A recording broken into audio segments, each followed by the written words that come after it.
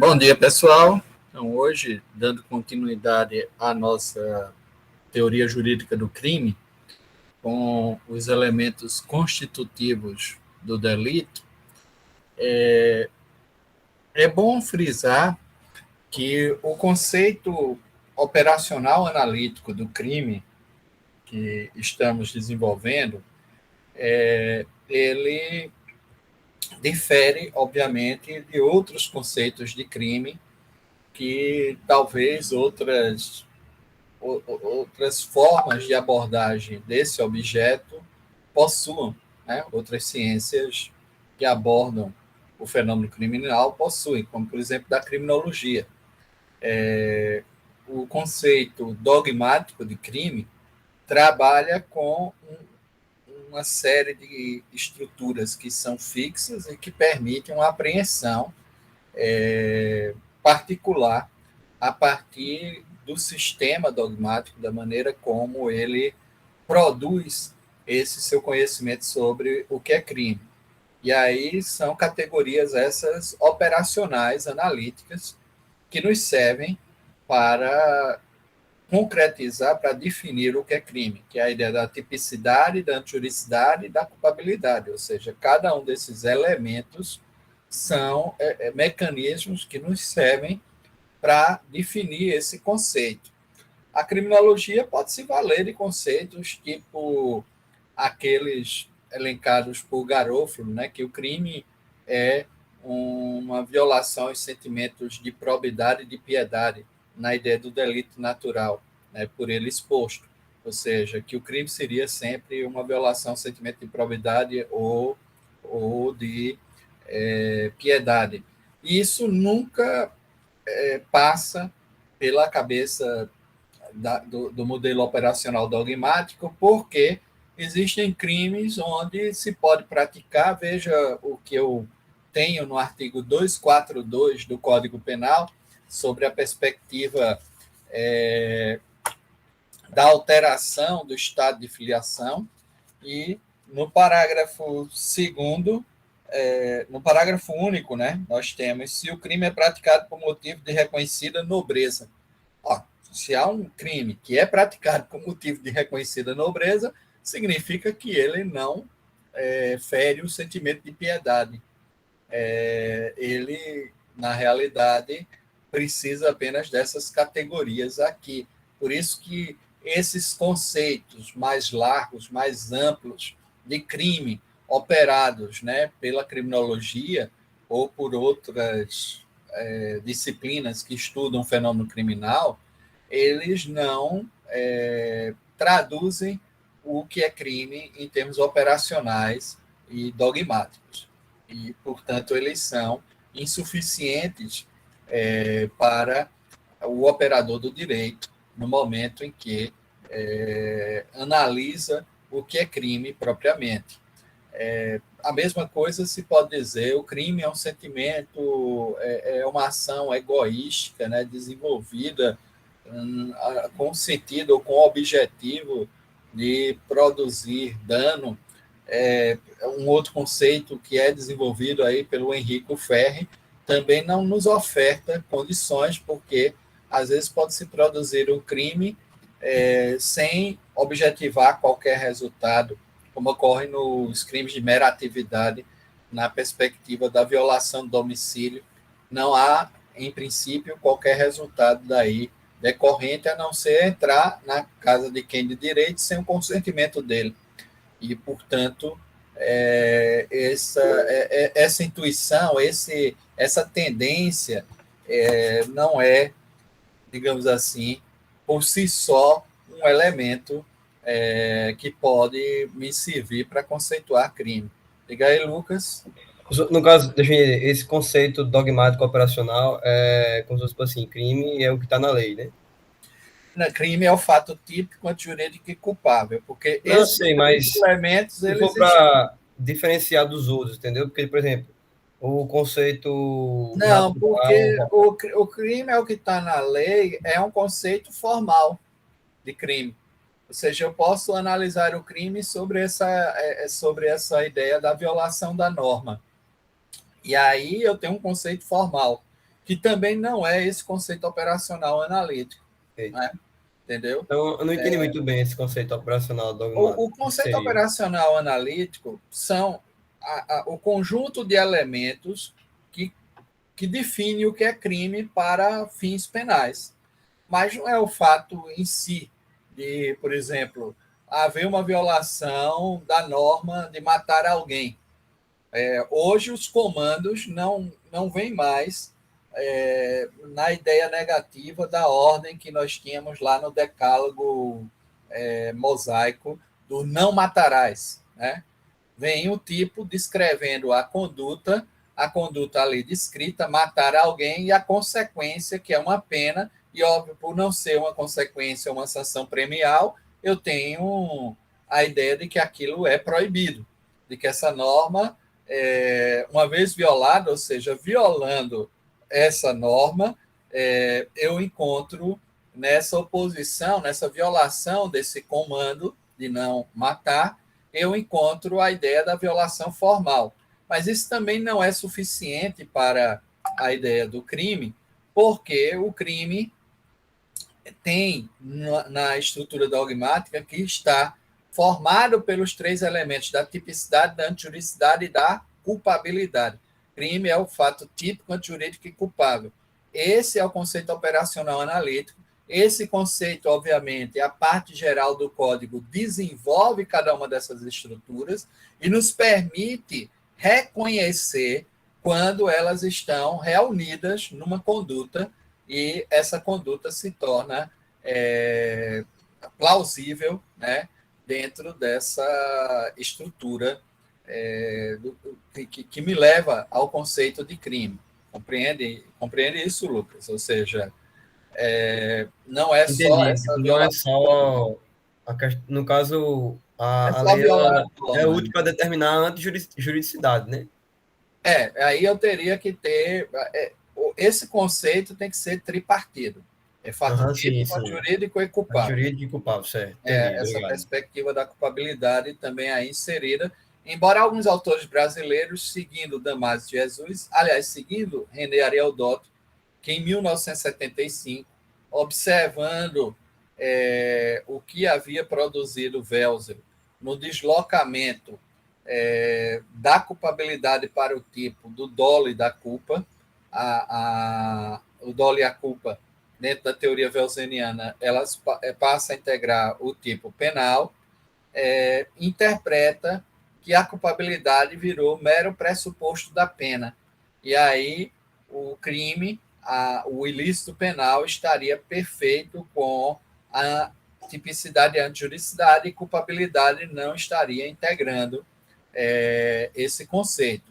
Essa é uma perspectiva minoritária, diga-se de passagem, tanto na doutrina nacional como na internacional, e que o próprio Welser nunca adotou, porque há elementos relacionados ao dolo que persistem na culpabilidade, nessa perspectiva da consciência da ilicitude, já que o dolo exige, obviamente, também esse momento, nesse momento intelectivo, essa representação mental daquilo que se está praticando.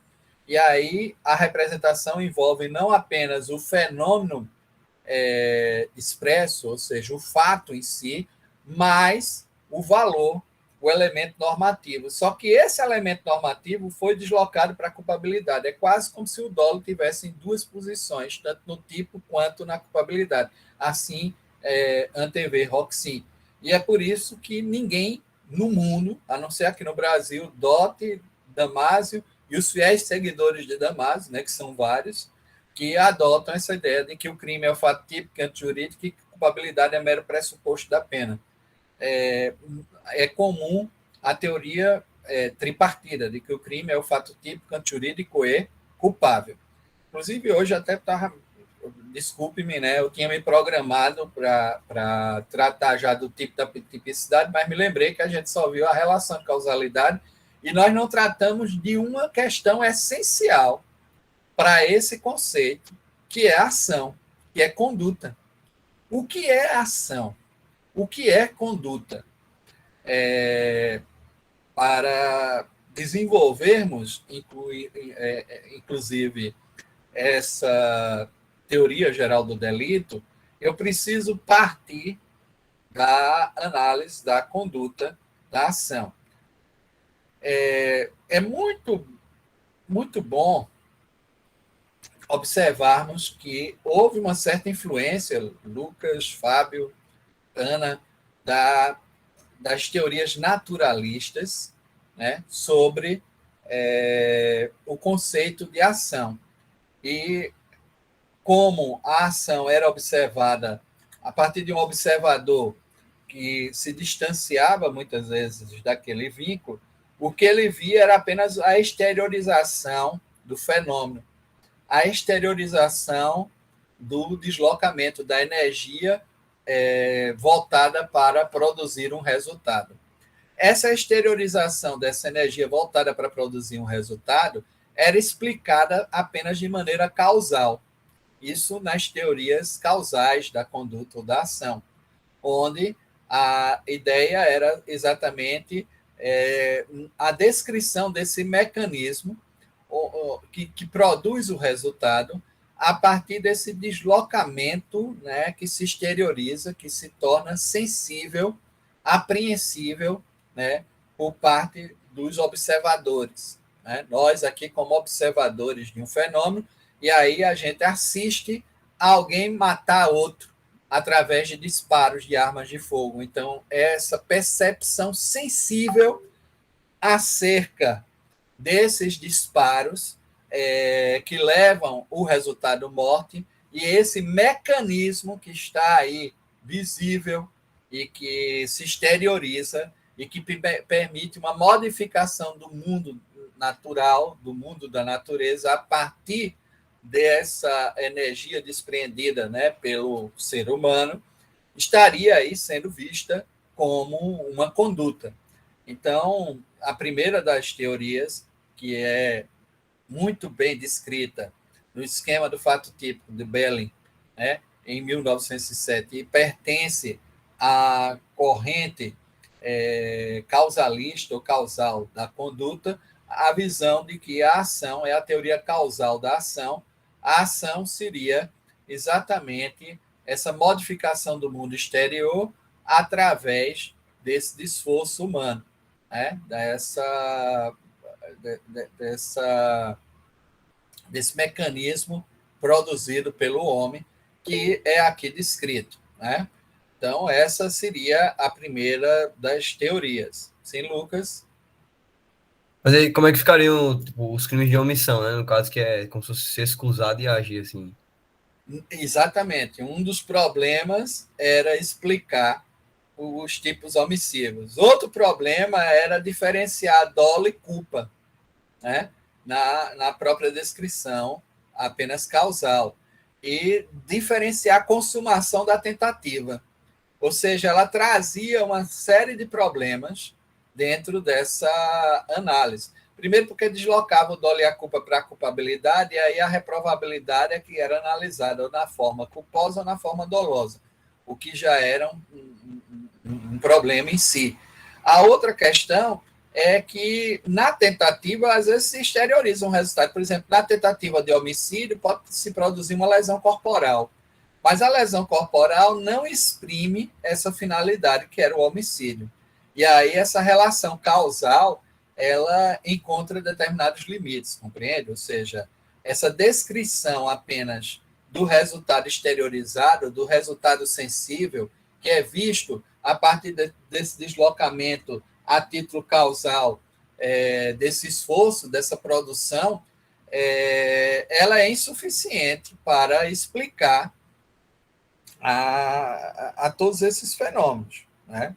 Então, eu acho que fica claro, né, dentro dessa perspectiva, de que era uma teoria que rapidamente teria que ser superada.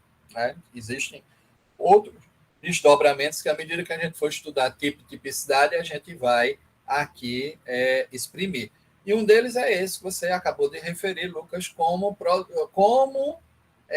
entender que de uma não ação, da omissão, se pode também gerar um resultado, já que não há essa energia despreendida modificando o mundo exterior, observável, né, sensível, a partir dessa perspectiva, né, de cognição, né, desse fenômeno.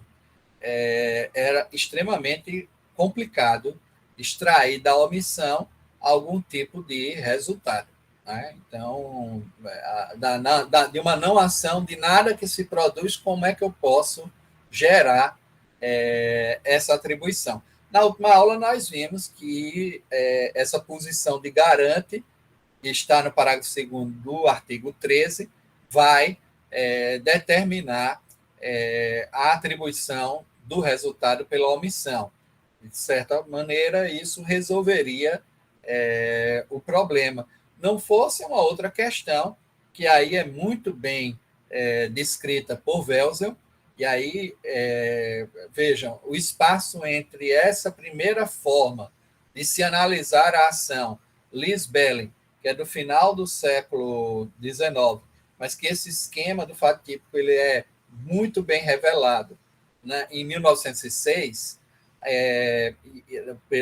pela obra de Ernest von Belling, isso vai, deixa eu colocar os nomes aqui, né, para que vocês possam acompanhar melhor, né?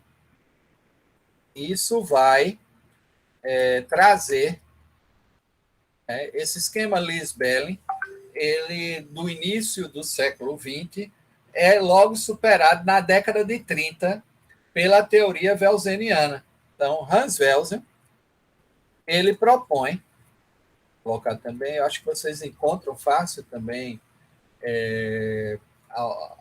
os textos, né, para baixar, né, na internet, né, que já estão de domínio público em virtude do tempo e da relevância desses autores.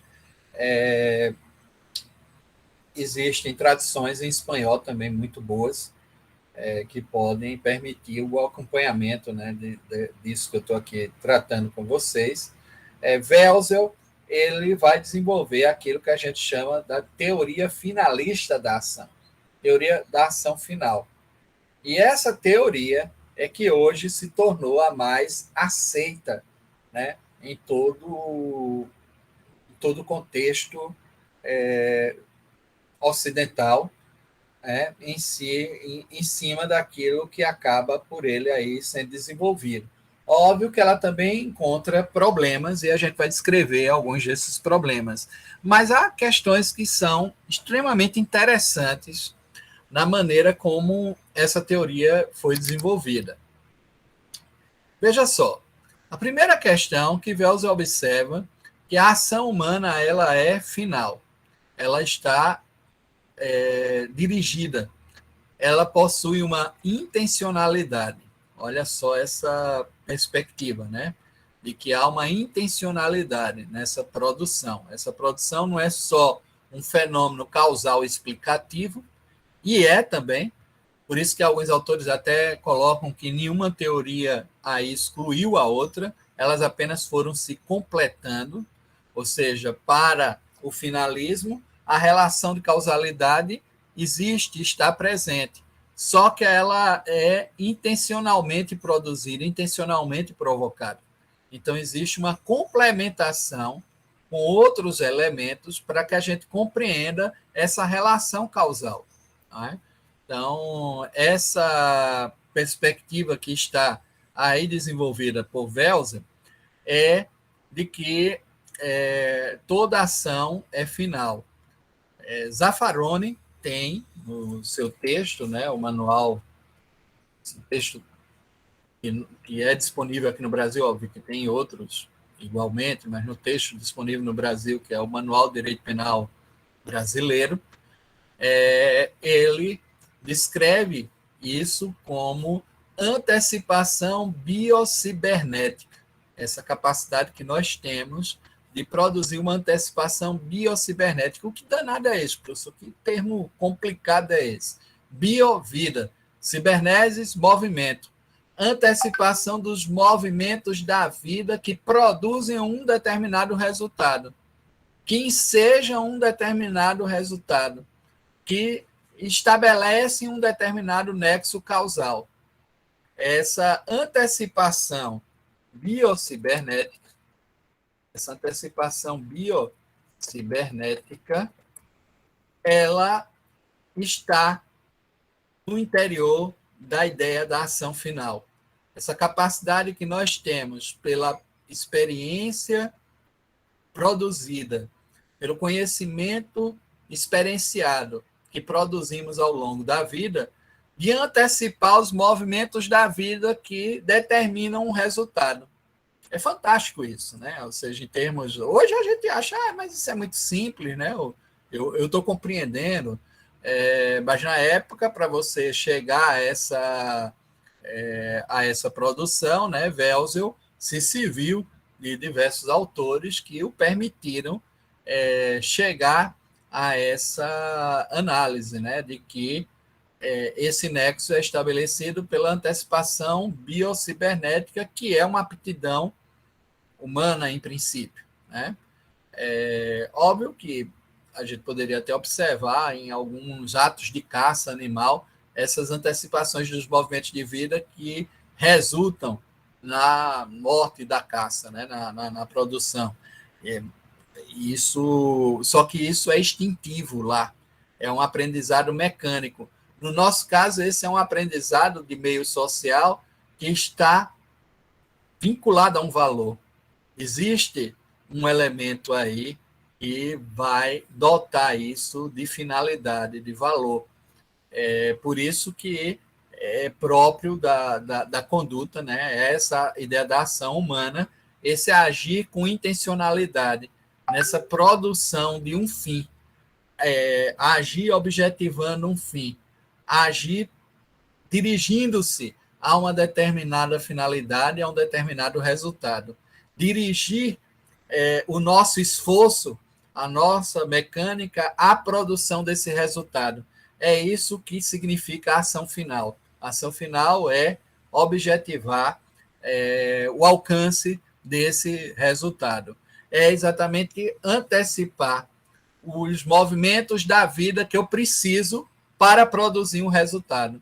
Antecipação biocibernética, antecipar esses movimentos da vida para produzir esse resultado, mas com intencionalidade, com a referência valorativa que esse resultado tem. Alguns autores até diziam que nessa dimensão que superava o neocantismo anterior, Welzel não é um autor neocantista, é um autor ôntico, né, onde essa descrição está dentro dessa perspectiva do ontologismo, da conduta, a conduta naquilo que ela é propriamente, e ela é uma expressão da finalidade, de produzir a direção, né, esse esforço, esse mecanismo que produz um determinado resultado. E aí diziam que havia uma influência da ética material dos valores de Hartmann sobre o trabalho de Welzel.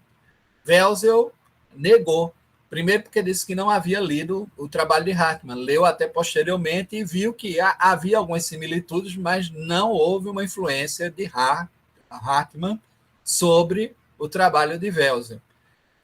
Esse trabalho de Welzel é desenvolvido com as categorias aristotélicas. Welzel foi lá em Aristóteles pegar exatamente essa perspectiva do realismo aristotélico, dessa ideia de como o homem conhece as coisas, de como nós adquirimos essa cognição, e que vem exatamente da experiência, aquele famoso brocárdio aristotélico, né? Io est in intellectus ode prius non querite in sensus. O que significa isso? Nihil est in intellectus quod prius non ferite in sensus. Nada está no nosso intelecto, na nossa representação mental acerca das coisas, naquilo que nos faz definir as coisas como elas são, que não tenha primeiro passado pelos sentidos. Nihil est in intellectus quod prius non ferite in sensus. nada está na nossa inteligência que não tenha primeiro passado pelos sentidos. Essa é a grande questão que leva à virada para o finalismo. A ideia de que a nossa ação, que vem dessa representação e é produzida pela experiência, por aquilo que nós conseguimos captar, cognoscer, conhecer pelos nossos sentidos, e é direcionada, né, objetiva à produção de um determinado fim, é uma ação final, ela é produto dessa experiência e é produto das intencionalidades, daquilo que eu intenciono produzir. Portanto, essa antecipação biocibernética, ou seja, essa antecipação dos movimentos da vida para produzir um determinado resultado, é um fenômeno comum à nossa forma de agir. Você pode ver aí, Fábio deve estar aí pensando em tomar um copo d'água. Não é só, tem a questão instintiva da sede e tal, mas ele quer, e aí ele vai antecipando aí mentalmente, ou seja, passa-se na cabeça, às vezes passa tão rápido que a gente não percebe que a gente intelectualizou aquilo. Mas há uma representação mental antecipada que me produz, que me permite, até esses atos de fala aqui, ó, eu estou representando, e isso me permite produzir esse resultado. Diga aí, Lucas. É porque, assim, achei meio confuso essa questão da antecipação biocibernética, mas, assim, para efeito de definição do conceito de crime, seria mais ou menos assim, quando a pessoa ela sabe, né, do que o resultado da sua ação, né, Vai ser vai produzido gerar. por aquela cacetada, por disparo. E mesmo assim ela faz intencionalmente, né? Exatamente. Aí ela Aí congrega comete o crime, né? e reúne essa Mas, intencionalidade. mas no caso, isso aí é porque eu tava, eu não sei se era Bittencourt fazendo a distinção entre crime somente de ação e crime de ação e resultado. E aí, tipo, falando como se essa teoria da causalidade só servisse para os crimes de resultado, né? Que tem uma ação. Não, mas isso aí é mais para aquela ideia da relação de causalidade, Lucas. Eu estou entendendo o que você está falando. O artigo 13, ele só serve para os crimes materiais, que são os crimes de resultado. Os crimes formais, que não exigem esse resultado, eles prescindem dessa relação de causalidade. Mas isso não significa que eles não exteriorizem determinados movimentos que o observador poderia descrevê-los dentro de uma perspectiva causal. É outra coisa, né? E aí é óbvio que uma teoria finalista consegue explicar mais o porquê a pessoa quis, né? Consentiu em chegar àquele resultado. Isso, de fato, é diferenciado por aí, compreende? Ou seja, eu traria Uhum. esse outro elemento. É relevante, é importante que a gente entenda isso aqui, porque essa perspectiva trazida por Welser, ela vai nos importar, né, em inúmeras questões que são relevantes. A tentativa fica melhor explicada. Por quê? Porque alguém que queria produzir a morte, mas por falha, né, nas circunstâncias, por alguma circunstância alheia à sua vontade, não consegue produzir, responde pela tentativa. Porque já que toda ação é final, eu devo responder por aquilo que eu intenciono e não por aquilo que efetivamente é produzido em termos de resultado. Porque numa tentativa de homicídio se produz, em princípio, só lesões corporais. E aí, mesmo que eu tenha produzido só essas lesões corporais, eu responderei como se tivesse praticado um homicídio. É isso que o nosso Código Penal, no artigo 14, olha aí como fica mais claro, né, a compreensão da dogmática, exatamente por ter adotado o finalismo. O que é que ele diz? Veja só, ele vai dizer que a pena da tentativa é, em princípio, a mesma do crime consumado, já que a relevância está na intencionalidade e não no resultado efetivamente produzido. Então, eu vou levar em consideração, no momento da pena aplicada a um homicídio, que aquele homicídio foi produzido. É quase isso, né? E, mesmo que a vítima esteja ali na minha frente e que isso seja também... E aí que começam as críticas, né? Mesmo que isso seja também uma outra abstração, a vítima não morreu, mas eu devo olhar para essa pena, veja o que diz o parágrafo único, salvo disposição em contrário, pune-se a tentativa com a pena correspondente ao crime consumado, porque o que me interessa é a finalidade, é o fim, é o objetivo, é aquilo que era pretendido pelo agente no momento em que produziu a ação. É exatamente por isso que fica clara a adoção da ideia da ação final, da intencionalidade. Mas é óbvio que para produzir todo esse fenômeno, houve uma antecipação dos movimentos da vida que foi representado mentalmente para se gerar. Talvez isso fique mais claro quando a gente explica os elementos que compõem o dolo. O dolo no seu sentido jurídico penal, como hoje nós o incorporamos a partir do finalismo. Por que eu tenho que falar isso? Porque o dolo, que é conhecido desde a antiguidade clássica, esse dolo normativo, que é o chamado dolos malos, que é realmente essa intenção de prejudicar, de produzir, né, um mal, ele é superado pela teoria welseniana por um dolo meramente psicológico. O dolo da ação final, ele é um dolo natural. Ele é um dolo geral e natural. Ele é meramente psicológico. Ele não tem essa característica do dolos malos, do dolo normativo, que está presente no direito romano e que foi incorporado a outros ramos do direito, entre eles o direito civil. No direito civil, sim, quando você fala que um dos vícios dos atos, né, jurídicos é o dolo, é obviamente a ação de alguém que macula o negócio, que busca produzir um dano, que busca produzir algum tipo de lesão. Não é essa a concepção penal do dolo. Hoje o dolo ele é meramente psicológico, ele é meramente ele é mera intencionalidade.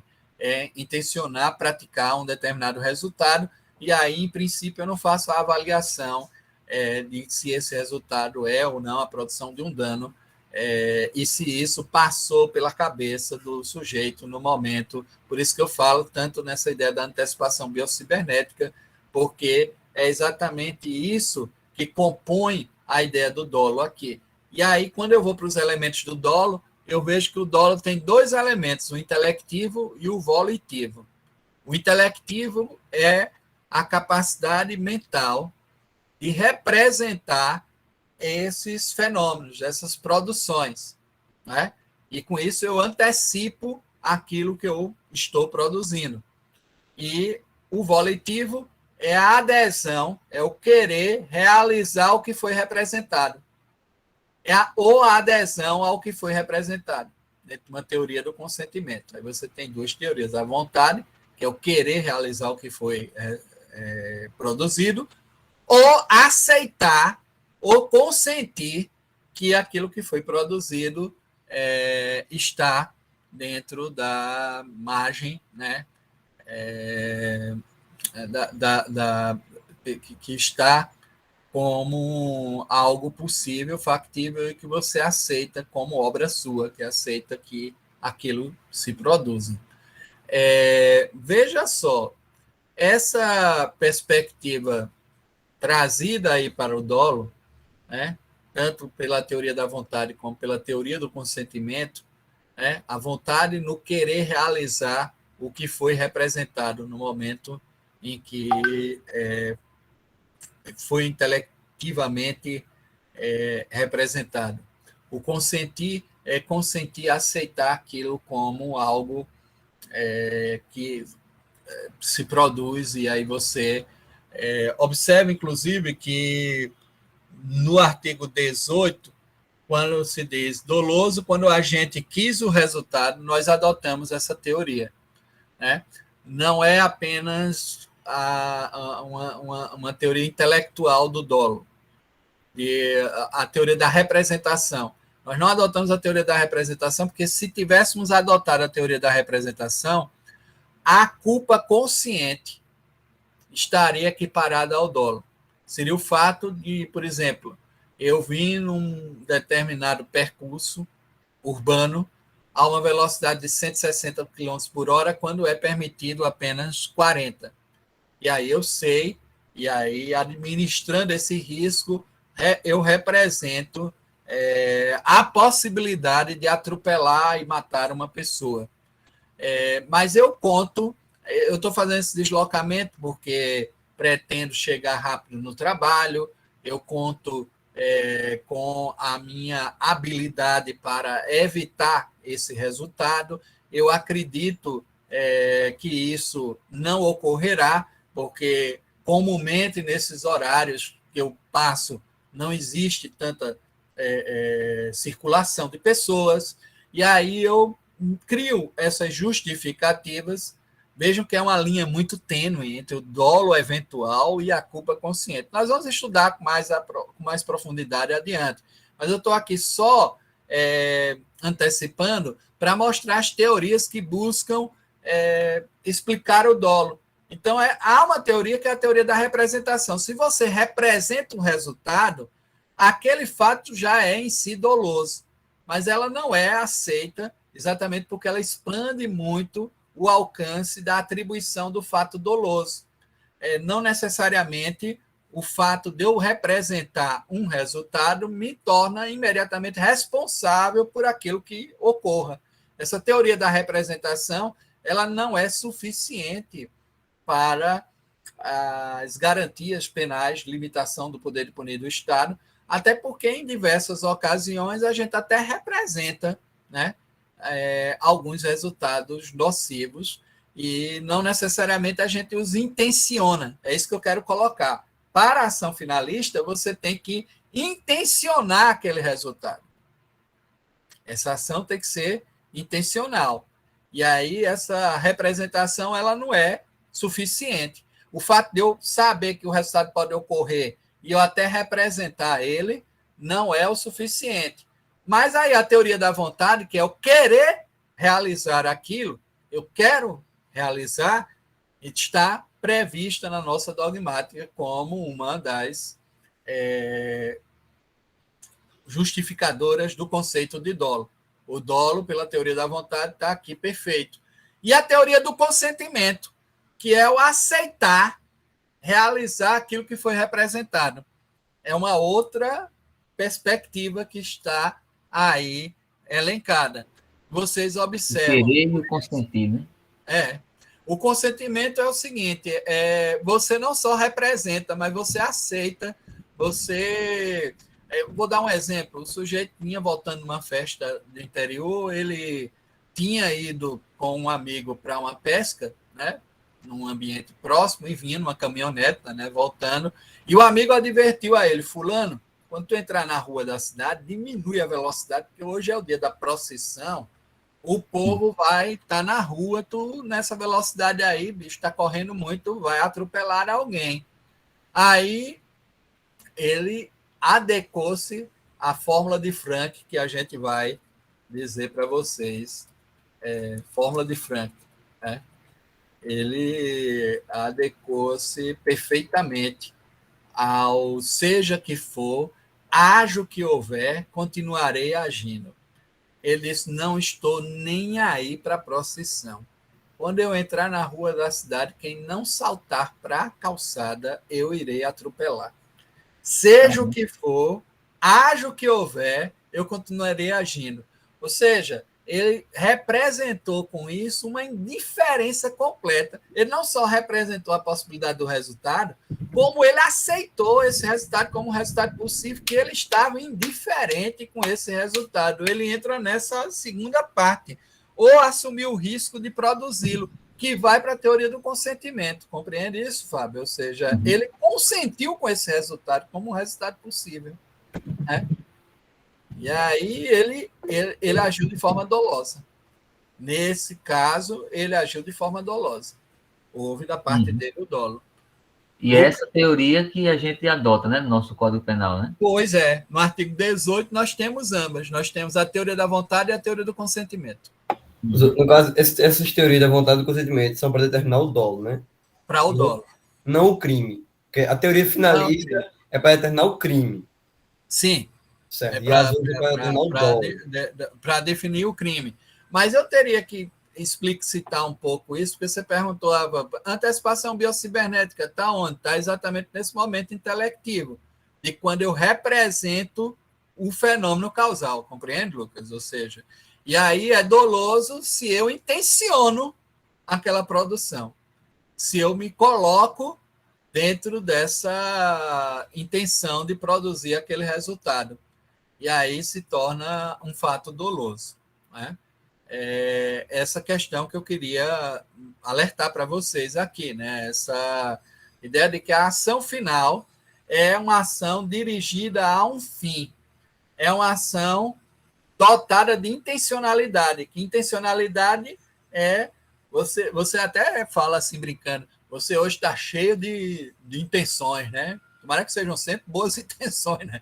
Mas você está cheio de intenções. Você sabe que o cara está cheio de objetivo, né? Cheio de finalidade. Essa perspectiva da produção de um resultado. Compreende? Então, essa análise que fica aí administrada. Vejam só. Então, a ação final é a ação dirigida a um fim. E isso só é possível porque nós estamos dotados dessa capacidade intelectiva de representar, de conhecer as coisas e de nos anteciparmos nessa produção do resultado. Isso é algo que é próprio da nossa natureza, como homens, como pessoas, e, portanto, essa análise, né, da conduta, ela deixa essa construção. E alguns autores chamam, que é o caso do Zaffaroni, de o conceito final como o conceito ontocontológico da conduta. O que é ontologia? O estudo do ser, daquilo que é. Onto, ser, estudo. Ciência, né? Logos é o conjunto do conhecimento reunido sobre o ontos, o ser, aquele ser. Ora, a ontologia, quando eu digo que um conceito é ontocontológico, eu estou falando que é aquilo que é, a definição da conduta por aquilo que é. E conduta nada mais é do que uma ação final, do que uma ação dirigida a um fim. É por isso que eu digo que é o conceito ontocontológico, da conduta naquilo que ela é propriamente. Não é uma abstração da conduta, não é uma conduta observada e valorada de maneira abstrata, porque eu não consigo dali retirar valor algum, né? É a conduta dirigida ao fim. Ainda assim, Lucas, tem problemas para explicar os tipos omissivos. Veja que não consegue resolver aquilo que a gente já tinha problema na teoria da causalidade. Então, vocês me perguntam, professor, então essa teoria é perfeita e acabada? Não, nada está perfeito e acabado. Nós estamos sempre desenvolvendo outros elementos que nos permitem. Óbvio que ela supera a teoria da ação causal, ela consegue explicar melhor o fenômeno penal, né? Da conduta, o fenômeno da conduta, da ação, né? Como teoria da ação, essas são as teorias da conduta, né? Mas ela não é suficiente para todos os aspectos. Por exemplo, ela tem problemas para explicar a culpa. Quer ver um problema para explicar a culpa? Que a culpa é observada apenas como um desvio de finalidade. Isso na visão welsiana. E é difícil, em termos de resultado, Fábio, você chegar para uma mãe, por exemplo, explicar que o filho dela morreu por conta do dolo ou da culpa. A morte é trágica em qualquer contexto, né? Não há como exprimir uma diferença em termos de resultado nessas circunstâncias. Embora no campo penal é necessário, porque serão reprovações distintas, compreende? Ou seja, a reprovação do crime doloso, ela é maior e mais severa por conta da intencionalidade do sujeito querer ou consentir com essa produção, do que a reprovação do crime culposo. Né? Então, eu vou ter que fazer essas distinções, embora eu também não possa dizer que a culpa é mero desvio de finalidade. Né? É um desvio de finalidade. O exemplo eu sempre tenho um exemplo que, uma vez lá no interior, né, acompanhando uma pessoa que era conhecida, nós nos deparamos, né, com uma situação em que, num determinado hospital, festa de São João, a gente sabe que tem fogueira para todo canto, né? Então, tem cidades que não desprezam a tradição, fazem as fogueiras, e para quem é asmático, isso é péssimo, né? Então, esse período as pessoas passam muito mal. E aí, uma vez acompanhando uma pessoa, né, asmática nessas circunstâncias, mas o hospital já estava lotado, cheio de gente, e os médicos, enfermeiros, né, atendendo no limite, né, da sua capacidade, e ali observando tudo que ocorria, e normalmente a medicação utilizada nesses casos para abrir mais os brônquios é aminofilina com glicose. Né? Então, acompanhando esse amigo, a gente estava na fila, e aí muita gente tomando a injeção de aminofilina com glicose na veia.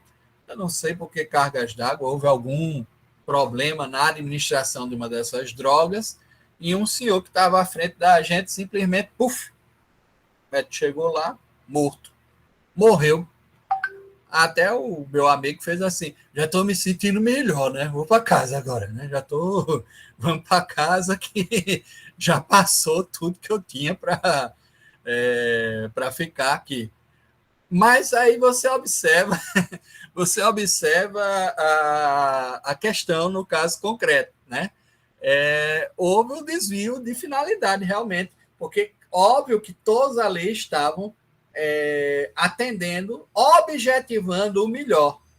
Né? O melhor é a cura. O objetivo da administração dessas drogas é a cura, o tratamento curativo. Mas, às vezes, por uma administração errada, por uma administração equivocada, o que acaba se produzindo é o resultado morte.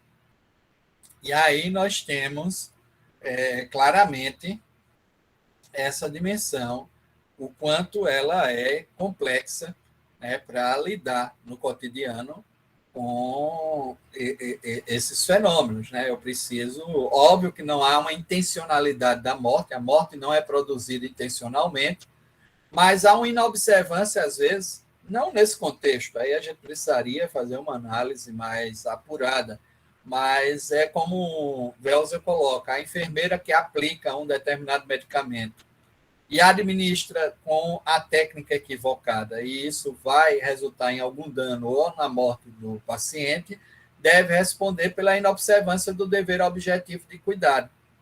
A omissão da cautela.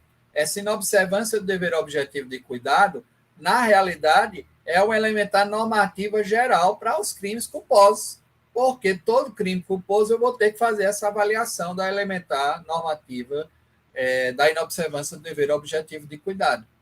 E aí, é lógico que não se está intencionando, objetivando produzir esse resultado mais danoso, mas isso acaba acontecendo por culpa, né? A anexo de causalidade, a previsibilidade, a evitabilidade, a gente vai analisar isso de forma pormenorizada quando tratarmos dos tipos.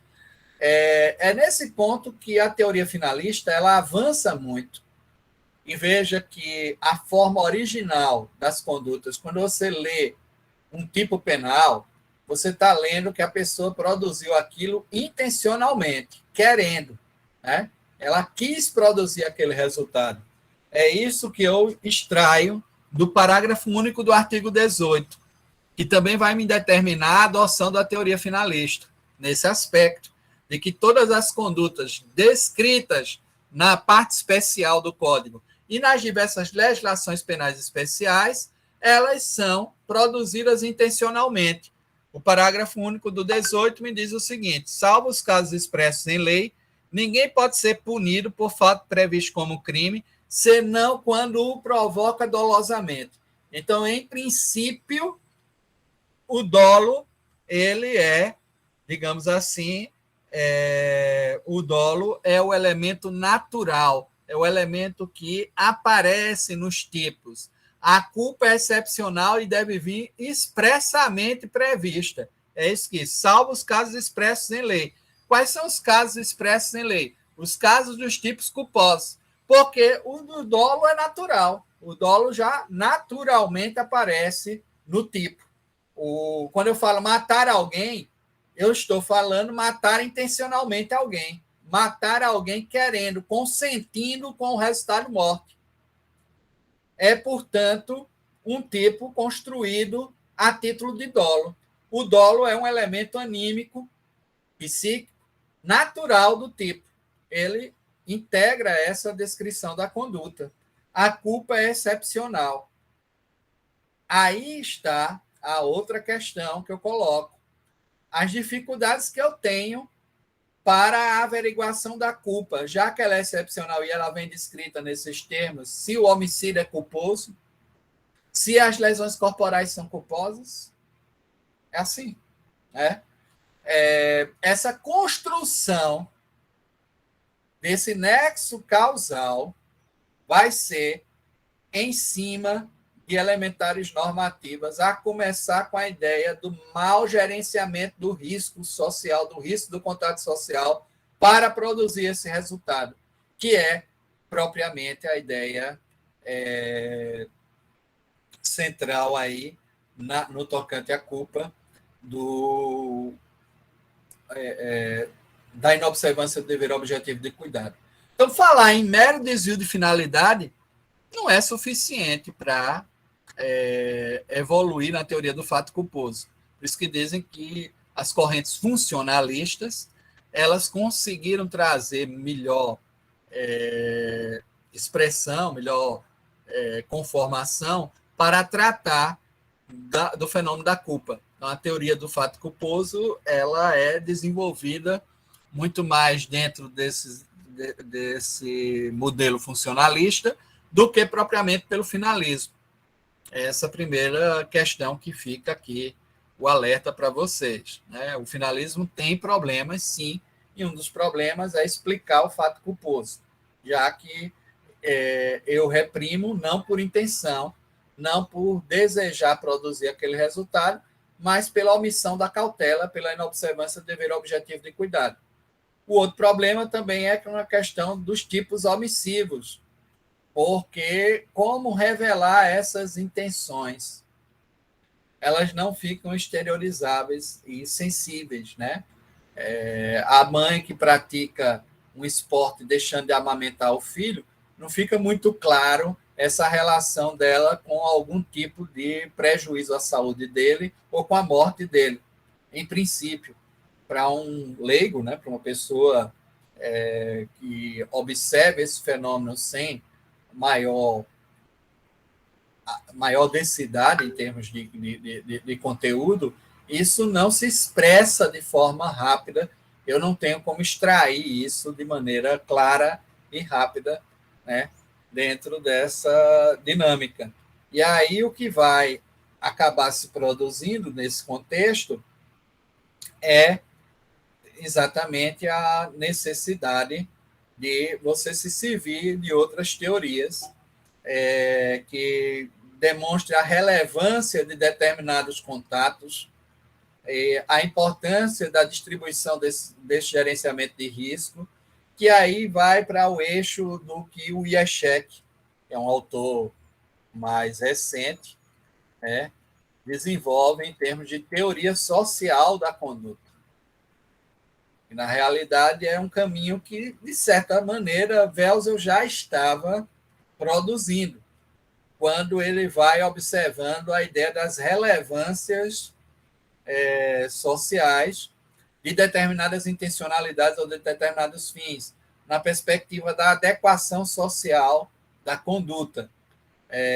Tem até aquela brincadeira, né, da história da pirataria, né, naquela época que hoje ninguém faz mais, basicamente faliu também esse mercado, porque com Netflix, né, com essas operadoras que todos acessam, dificilmente você precisa de um DVD, de um CD, de filme, né? Você tem um portfólio aí de filme grande e até no YouTube, etc., você consegue, né, assistir bons filmes sem precisar comprar o DVD. Então, DVD, que era uma coisa que parecia ter chegado para durar a vida toda, sumiu. E aí já demonstra que, às vezes, produzir intervenções modistas, né, sem observar esse cenário das dinâmicas sociais, não é legal no campo penal, né, porque isso ia se resolver pelo próprio desenvolvimento. Né? Existe sempre um risco de desenvolvimento nessas tecnologias. Você investe na tecnologia achando que ela é definitiva, né, e permanente, e só surge rapidamente uma outra que te faz perder dinheiro, te faz ter prejuízo, inclusive, com aquele teu investimento. Né? Por isso que a gente tem que sempre pautar essa ideia dos riscos e saber essa perspectiva também do risco de desenvolvimento. Qual é o risco de desenvolvimento que tem determinada tecnologia, né? Entender se há algo que substitua ela de imediato, e isso traz problemas, né, no seu cotidiano, né, para você observar. Mas eu estava falando da história do sujeito que vendia esses DVDs piratas e praticava um crime, né, contra a propriedade intelectual, e óbvio que isso é reprimido, isso tem uma previsão dentro do código, mas já havia alguns autores que achavam que, pelo volume, pela extensão, pela forma como a comunidade lidava com esse fenômeno, porque comprava aos montes, tinha gente que tinha verdadeiras coleções, né, desses DVDs, se não existia uma adequação social da conduta, essa perspectiva da conduta ir perdendo, na respectiva intencionalidade, essa ideia de ser um crime.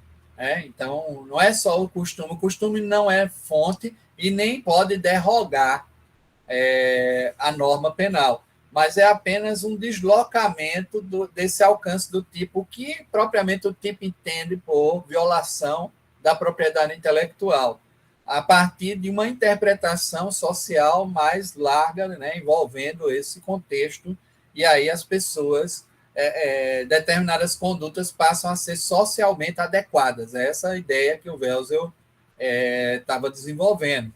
E aí o Eshek substitui essa perspectiva de que, para a existência disso, para que a conduta tenha essa relevância, eu tenho que expressar essa relevância social, algum tipo de resultado expresso, né,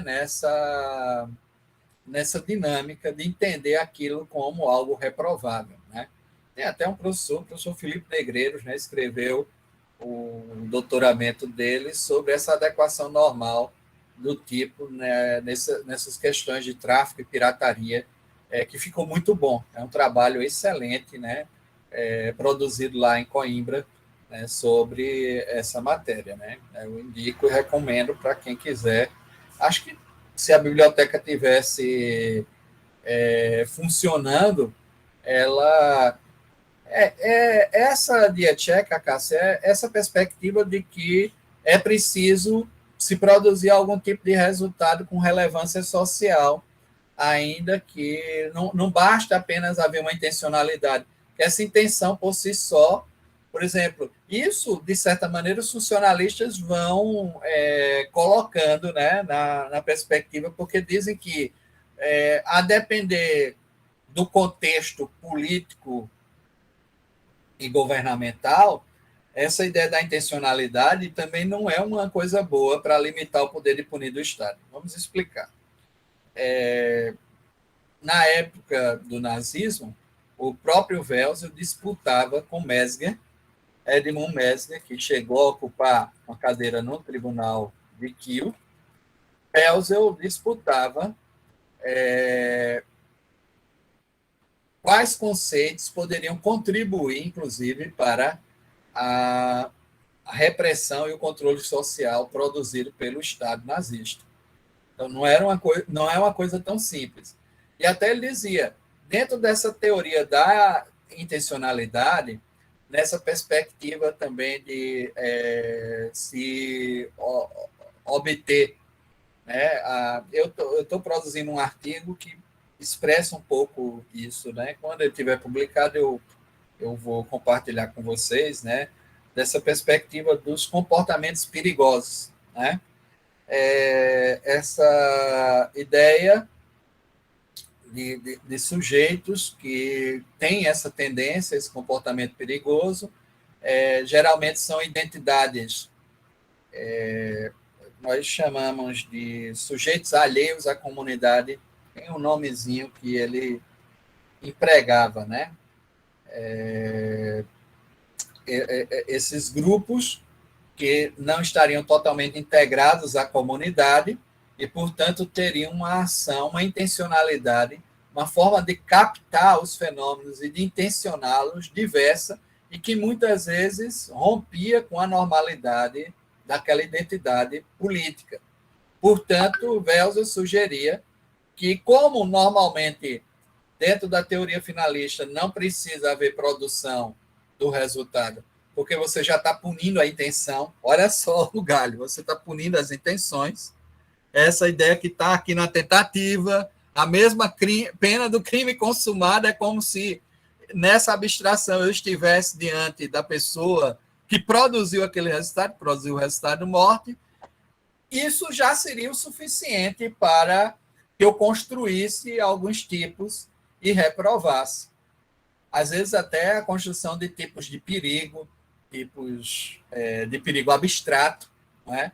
Já que a ideia é apenas a conformação, e se você observar, porque mesmo delitos formais podem admitir tentativa, a tentativa está vinculada muito mais.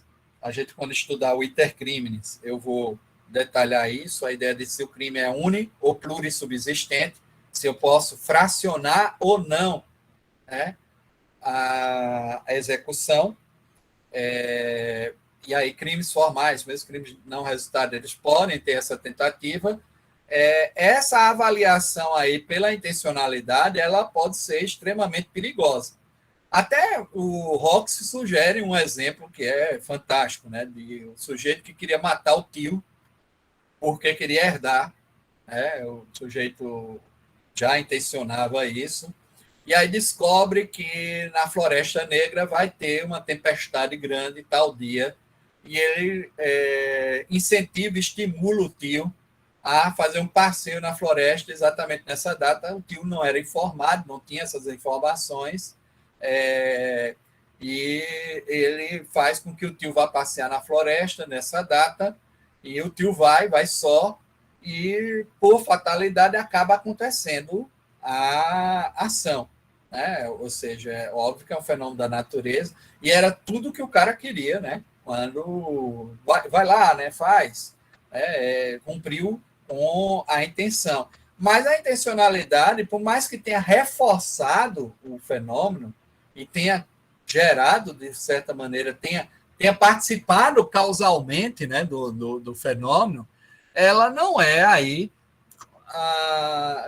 não existe aí qualquer domínio do sujeito sobre a natureza, sobre as condições do tio, de escaparem daquele perigo, de maneira que ela não vai produzir, ela não traz relevância para a produção desse resultado, ou seja, eu não teria aí esses elementos completamente claros, e a mera intencionalidade não seria suficiente, né? Ainda que eu queira que alguém morra, se eu estimulo, mas esse ato está numa autocolocação de risco, é essa pessoa própria que está se colocando, esses elementos eu não tenho o menor domínio sobre eles, eu não estou lá no momento, não vou ser eu que vou empurrar a pessoa do precipício, que vou fazer com que o raio caia na cabeça dela, né? Isso aí fica apenas num prognóstico muito aberto, que no campo penal não é admissível se atribuir. Essa limitação do poder de punir deve estar presente. Por isso que alguns autores, Roxen vai pelo campo do funcionalismo, né? Tentando fazer essa distribuição dos gerenciamentos de risco e determinando que esse tipo de risco, onde há um consentimento da própria vítima, onde ela se coloca, em princípio, não gera qualquer tipo de atribuição, a não ser que ela tivesse algum problema intelectivo, que não pudesse autonomamente decidir sobre esse passeio. Aí são outras questões que devem estar elencadas. Não era o caso. Era o caso de uma pessoa livre, consciente, plena da sua capacidade e que resolve seguir esse convite, esse conselho para passear nessa data. Então, dentro dessas circunstâncias, eu não tenho como fazer essa atribuição. E a Check vai por outra perspectiva, né, de qual relevância social existe para essa perspectiva de se produzir algum resultado socialmente para se gerar essa imputação, que é a teoria da ação social. De certa maneira, a teoria, isso que eu acabei de falar, a teoria de Welsel já é uma teoria da ação social, porque é a ação contextualizada no mundo também da cultura. Nós vamos analisar isso quando observarmos a estrutura da culpabilidade e outras estruturas. Por isso que, veja, ainda hoje, o orientador do professor Rômulo Paletó, Código de Rosal, e o Vives Anton, né, são os orientadores dele, que tem um manual de direito penal muito bom, muito bem escrito lá pela Espanha, eles são causalistas, eles não adotaram o finalismo. Existe uma crítica muito grande ao finalismo, também feita por Munhoz Conde. Francisco Munhoz Conde diz que o finalismo, em diversos aspectos, contribui para práticas autoritárias e repressivas, porque era um dos objetivos de Welsel, né, criar uma estrutura dogmática que se visse ao Terceiro Reich, né?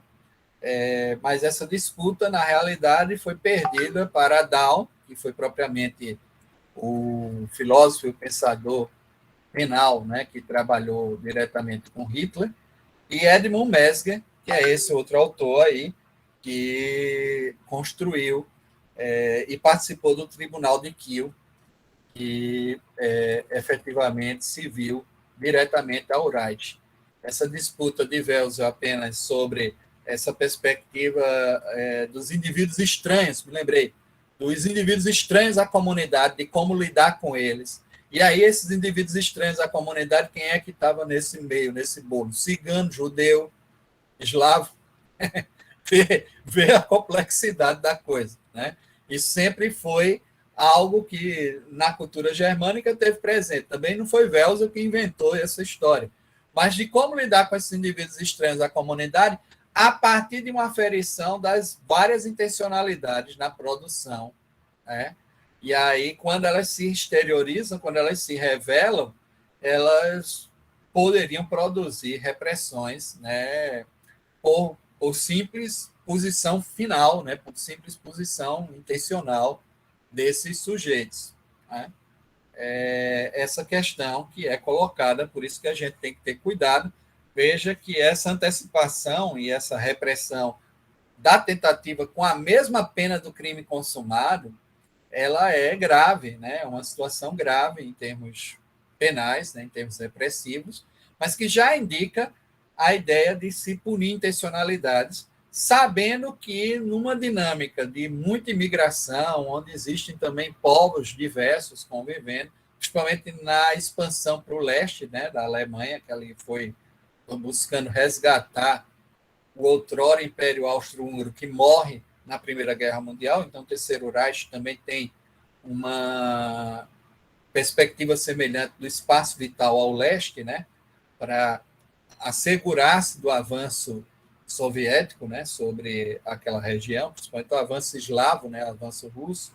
E isso é feito observando todas essas intenções, toda essa intencionalidade. Então, esse pessoal não produziu nada desvinculado dos objetivos operacionais. Vejam como a ciência do direito ela produz esse fenômeno.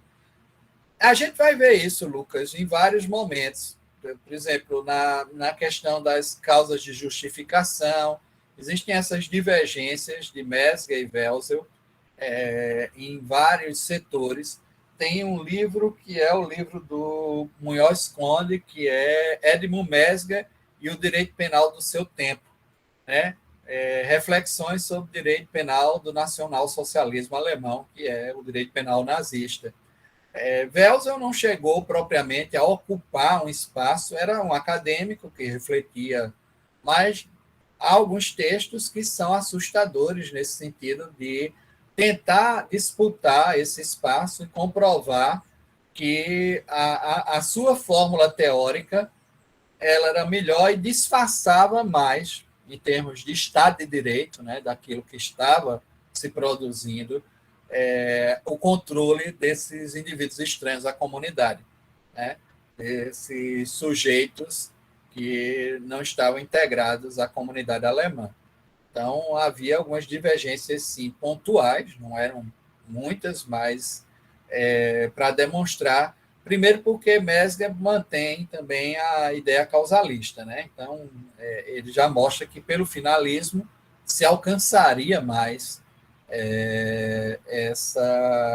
esse conjunto de pessoas que, em tese, potencialmente poderiam conspirar contra o Estado alemão, né?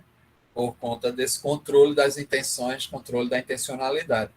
Então, é algo complexo também, né? Então, não é tão simples. Ambos são adeptos da teoria finalista? Não.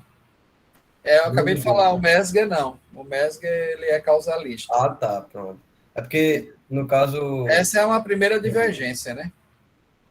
Mas não foi só essa. É daquele que, no caso, a ação seria a modificação da realidade, né? A ação é mera modificação da realidade. Não que a ação é intencionalidade, né? Uhum, e o outro explica que a ação como intencionalidade corresponde melhor aos anseios de controle do Estado. Tu já imaginou uma disputa nesse nível, né? Olha, a minha teoria é melhor para o Estado nazista. Né? Porque o senhor também falou de uma que eu acho que era a teoria da representação. Eu não entendi muito bem. A representação basta eu representar o resultado como um dos resultados possíveis, e aí eu já seria punido a título de dolo. Então, tem algum exemplo concreto assim para entender? Porque você vai a 160 por hora, sabe que pode bater em alguém, mas você conta que não vai bater. Em princípio, isso é só culpa consciente, entende? Mas se eu adotasse a teoria da representação aqui no contexto brasileiro, isso seria dolo. Isso seria dolo. Mas a teoria de representação, então, já é para determinar dolo. É para determinar dolo. Porque a teoria causalista e finalista é para determinar a conduta, né? Teoria causalista e finalista para a ideia da conduta no geral. Beleza, obrigado. Tá certo? Então, essas são as... Então, hoje a gente acabou desenvolvendo as teorias da conduta, né? Acabou sendo bom. Vou parar hoje por aqui. Amanhã a gente dá continuidade com tipo e tipicidade, tá certo? E acho que a gente está evoluindo bem. Vocês viram a prova, como é que está o acompanhamento? Tem até o dia 5, né, para produzir, foi isso? Vi, professor. Pronto. Fazer com cuidado, vai observando lá as questões e quando terminar, todo mundo, a gente refaz aqui também e faz uma boa revisão, tá bom? Ok. Um abraço para vocês, até amanhã de manhã, né? Abraço, pessoal. Até amanhã. Tchau, professor. Tchau. 7 horas já tem 27 pessoas online já. Quero ver. Veremos. Valeu, Beleza, professor. Grande abraço. Tchau. Valeu, professor.